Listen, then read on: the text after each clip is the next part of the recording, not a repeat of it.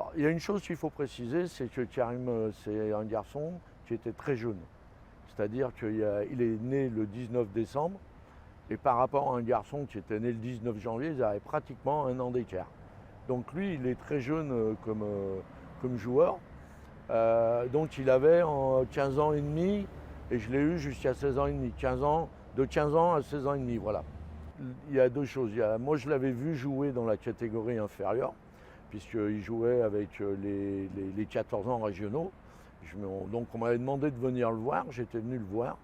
Et j'avais trouvé un joueur talentueux, un bon joueur. Par contre, je trouvais que son investissement, il n'était pas suffisant par rapport à l'exigence du championnat national que je m'occupais, c'est-à-dire qu'il allait découvrir l'année d'après.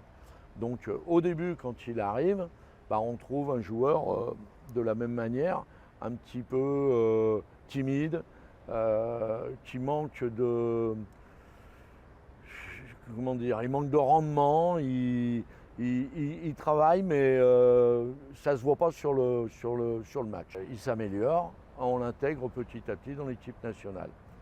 Et puis, bah, il a évolué très très vite, il s'est très vite amélioré, il a beaucoup travaillé aussi. Et puis à un moment donné, ben, il a explosé. Ce qu'il y avait, c'est que Karim, c'était un joueur qui était complet.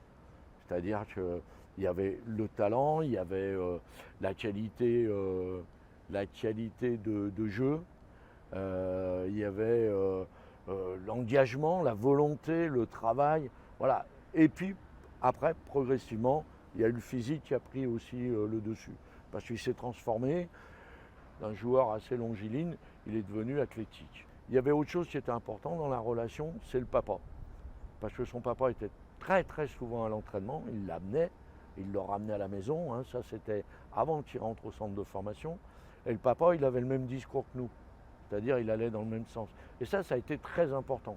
Parce que je pense que ce soutien-là, en plus, ça a été quelque chose qui a fait peut-être la différence à un moment donné dans son investissement. C'est-à-dire qu'il y avait l'entraîneur qui était exigeant, mais après, dans la voiture au retour, il y avait le papa qui était exigeant. Et je pense que le papa, il l'a beaucoup aidé aussi. Donc là où vraiment ça change, c'est quand il part en équipe de France et qu'il devient champion d'Europe. Parce que là, en rentrant, il est professionnel, il intègre l'équipe professionnelle, et petit à petit, il s'impose dans ce groupe-là. Et si bien petit à petit, hein, ça ne s'est pas fait comme ça non plus, et si bien qu'à un moment donné, ça devient le meilleur joueur français. Et donc c'est là où, on va dire que le départ de ça, c'est ces championnats d'Europe qui déclenchent beaucoup de choses. Il devient champion d'Europe, il arrive à Lyon, il revient à Lyon, et puis derrière, ben, il intègre l'équipe professionnelle et tout s'enchaîne, quoi. Quand on rentre dans l'équipe première, au premier match, aux convocations, le nouveau joueur, bah, où il peut chanter une chanson, il peut faire un discours, voilà. Et Karim, il avait fait un discours, et puis ça avait fait rigoler pas mal de. Ça faisait sourire les joueurs. Lui il aurait rétorqué, bah, rigolez pas parce qu'en fait, je suis là pour prendre votre place. Moi, je le lâche, il a 16 ans et demi, 17 ans, il arrive dans le groupe de réserve, il reste très peu de temps, il passe très vite avec les professionnels, il y a les championnats d'Europe qui sont passés auparavant, il va chercher la place, c'est-à-dire petit à petit, il commence à passer devant, devant les joueurs de l'équipe première, et puis il devient meilleur buteur de l'équipe de France et il part au Real derrière. Bah, je crois qu'il y a 3 ou 4 ans entre tout ça, quoi. Il passe d'un petit football amateur au plus haut niveau, puisqu'il rejoint le Real Madrid, qui est quand même un des plus grands clubs du monde, si ce n'est pas le plus grand. Quand il est parti au Real, la première fois, ma première réflexion, c'était de dire il est fou, il a choisi le club le plus dur qui existe, quoi. C'est pas, on aurait pensé peut-être le Real, mais faire une étape avant dans un club qui était peut-être un peu plus huppé que l'Olympique Lyonnais. Et on ne pense pas à ce qui s'impose comme ça au Real. Et c'est là qu'on se dit, bon, ouais, là il est en train de prendre une dimension internationale. J'ai envie de dire 2 fois oui, parce que les 2 réponses, ce serait oui. Dire oui, effectivement, le fait de jouer avec Cristiano Ronaldo, il était un petit peu dans l'ombre de Cristiano Ronaldo. Mais en même temps, il a beaucoup appris avec Cristiano Ronaldo. Il a appris certainement sur la manière de travailler, sur la manière de s'entraîner, sur la manière d'hygiène de vie. Parce qu'aujourd'hui, tout comme Cristiano Ronaldo, sont des joueurs qui sont quand même âgés par rapport à ce qu'on peut attendre à ce très haut niveau. Et il est toujours en capacité de le faire. Donc je pense qu'il a appris beaucoup auprès de Cristiano Ronaldo, mais en même temps, il était dans l'ombre. Le Real, on parle de ces stars, Di Stefano, Cristiano Ronaldo, Ronaldo Nazario, Zidane. Est-ce que vous croyez que Benzema, il est déjà, on va dire, il s'assoit à la même table que eux, ou qu'il est encore un petit... Non, pourquoi?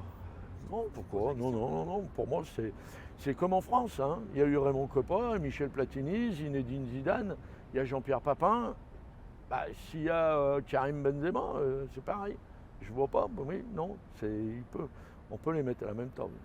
Est-ce qu'il y a une action, un but, quelque chose qui vous revient tout de suite quand on parle de lui? L'action qui vous a marqué le plus, l'action préférée, pro, pas pro? Oh, il y en a plein. Il y en a plein. Il y a plein d'actions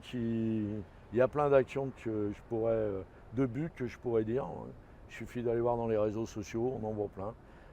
Après, dernièrement, il y a quelque chose qui m'a marqué quand même, parce que très franchement, je n'aurais pas pensé qu'il était capable de faire quelque chose comme ça dans un match de très haut niveau.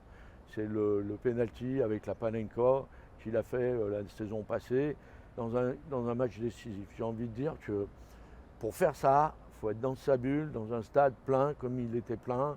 Le pied ne tremble pas et oser faire ça, c'est qu'il était en pleine confiance et qu'il était sûr de lui. Parce que s'il le rate, je veux dire, il remet tout en question. Et là, il le fait, il le réussit. Franchement, là, j'ai été surpris parce que j'ai dit quand même, mais quel toupet. En Espagne, on ne peut pas lui reprocher d'aller tenter sa chance au Gabon, de vivre des grands événements. On ne peut pas lui empêcher. Mais ceci dit... L'Espagnol n'était pas trop content avec. Ouais. C'est comme dire, on a des défenseurs de niveau quand même pour aller chercher ailleurs. Oui. Non. Oui, donc ça, je disais, c'est le maillot de Karim. Donc on voit qu'il a le numéro 10.